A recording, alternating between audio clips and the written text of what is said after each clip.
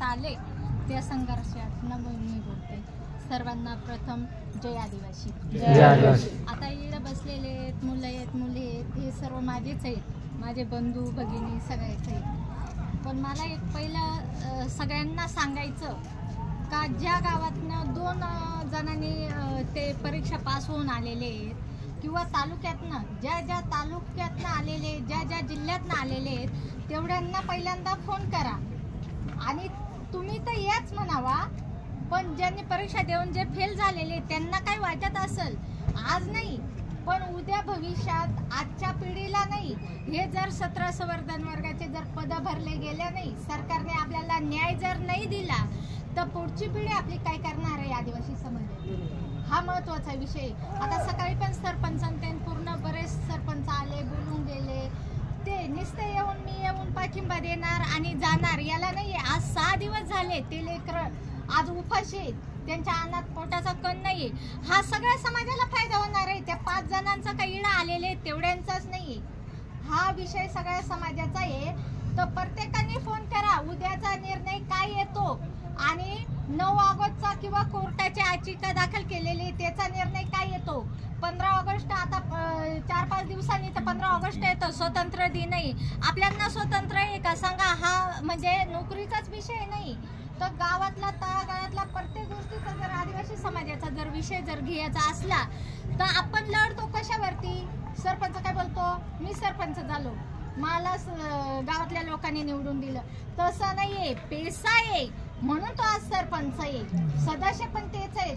कुठलाही विषय घेतला तरी पैसा आहे आणि पैसा संवर्धन वर्गाचे जर 17 पद जर भरले तर तुम्ही परीक्षा देऊन हे नंबर घेऊन आलेले आहेत हेच नाही, जे नापास झालेले ते पण कामावरती घेतल्या जाईल. असा एकही बी पोरगा आपल्या आदिवासी समाजाचा तर तो असा बेरोजगार फिरणार नाहीये. कारण 17 संवर्धन पद जर बघितले आपण आपल्या गावात बघा किती आहेत बाहेरचे प्रत्येक डिपार्टमेंटला, तर आपल्या आदिवासी समाजातला युवा असो युवती असो एकही बेरोजगार फिरणार नाहीये. तर सगळं माझं एक सांगणं आहे, तुमचे नातेवाईक असतील किंवा गावातले असतील सगळ्यांना, आणि मी पण एक बाईट टाकणार आहे ती मोबाईलवरती, कारण आपल्याकडे मीडिया एवढी हे करायला आपल्याकडे पैसे नाही, आपण खूप हे. आज जर आपण कुठला विषय घेतला तर पहिला आर्थिक पाहिजे आणि आपल्याकडे ते आपण कमजोर आहे. आपल्याकडे एवढंच आहे का समाजासाठी हे लेकरं आपले बसलेले आहेत आणि समाजातल्या प्रत्येक जिल्ह्यातल्या प्रत्येक तालुक्यातल्या प्रत्येक गावातल्या आणि प्रत्येक घरातल्या जर एकच जर महिला आल्या असतील तर आज हा पूर्ण ग्राउंड भरून गेला असता. तर आज मुख्यमंत्री साहेबाला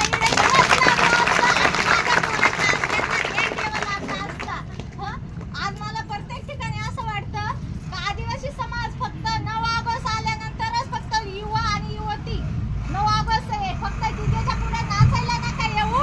तर आज या पोरांसाठी या आणि आज हे सगळे गावागावातनं तालुक्यातनं फक्त काय चाललेलं आहे 9 ऑगस्ट जागतिक आदिवासी दिवस. मी पण आदिवासी समाजाचा आहे.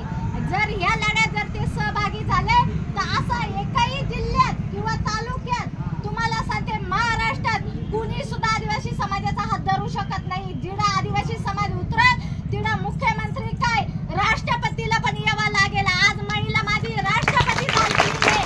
मला आज कुणीतरी हे वाटतं का माझ्या समाजाच्या या महिला आहेत पोरं आहेत आणि माझ्या समाजाची राष्ट्रपती असताना जर 5-5 दिवस आणि 6-6 दिवस जर या पोरांना जर एवढे त्यांचे अंत बघू राहिलेत, तो मुख्यमंत्री साहेब असो कुठल्याही सरकार असो मला कोणा बोलायचं नाही कुठल्या पक्षाचा असो, पण समाज म्हणून सगळे या आणि सगळे आव्हान करते मी. जेवढे बचत गट आहेत असं एक बी गाव नाहीये का बचत गट नाहीये. एका गावात कमीत कमी 5 ते 10 बचत गट आहे आणि प्रत्येक बचत गटामध्ये 10 महिला आहेत. जर